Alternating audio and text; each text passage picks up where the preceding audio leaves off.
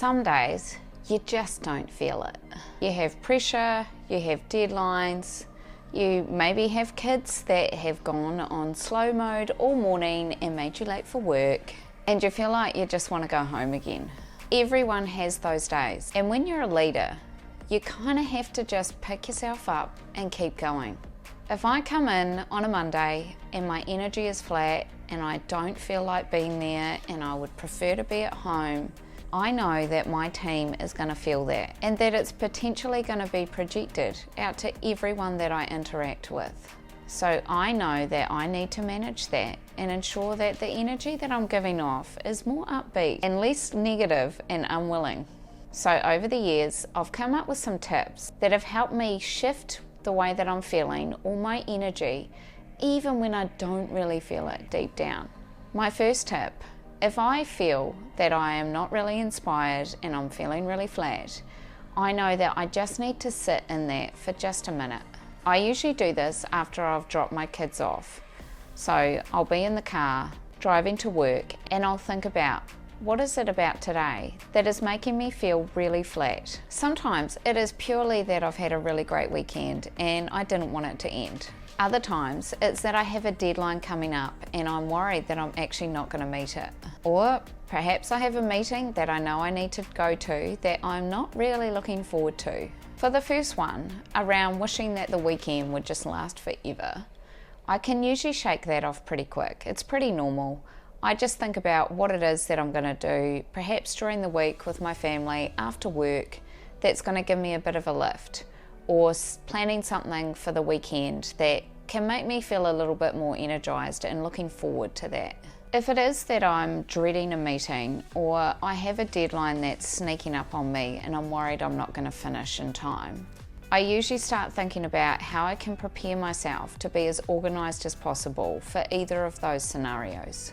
This can sometimes mean getting to work and reorganising my diary straight away so I can get started on whatever it is that's causing me a bit of anxiety. As sometimes it's actually the procrastination around what it is I need to do that's causing me more stress, and I need to tackle that. I've also done a video on procrastination if that's something that comes up for you too, and it's linked on the screen.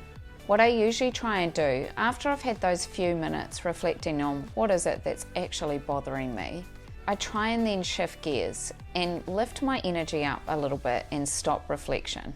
And that's usually done through music. So I usually turn up the music if I'm driving to work in the car and let that energy try and lift me a little bit. I find that if I really like the song and it's positive and uplifting, it can usually help take the edge off. I will also listen to the music on the walk from my car to work as well. So that really helps me with that initial moment where I'm about to walk into work.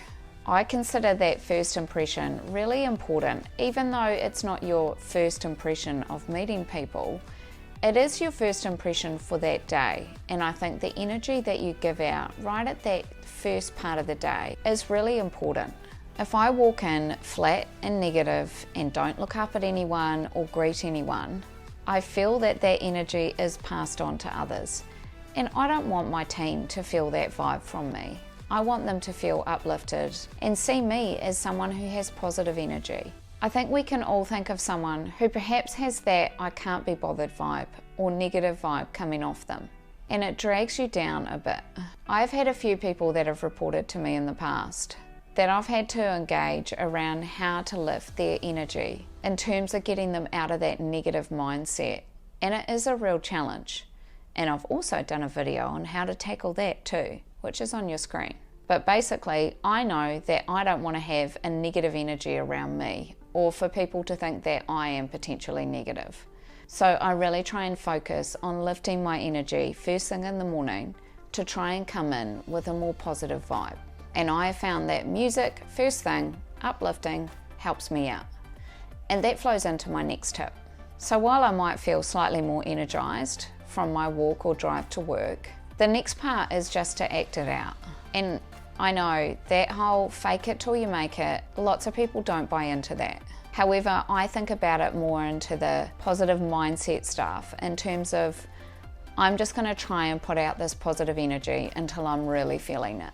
and I do think it is contagious. So even if you don't fully feel it, sit straight or stand tall, get confident, speak with enthusiasm, not crazy enthusiasm, no one's going to buy that, but put a little bit of energy into how you respond to your team.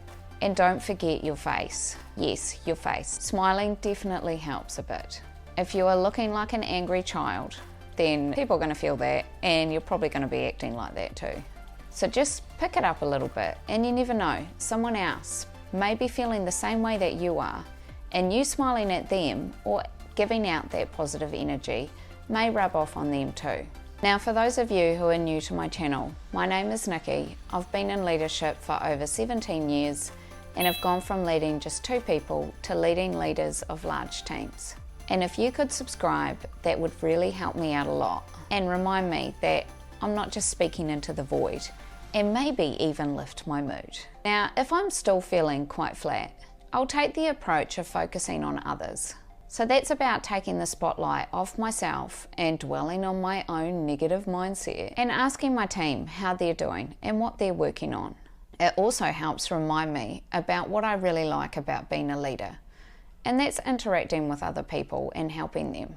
The next tip is to tackle what really matters most. The reason this really helps lift my mood and my attitude is it reminds me of what's meaningful and what my purpose is of even being at work.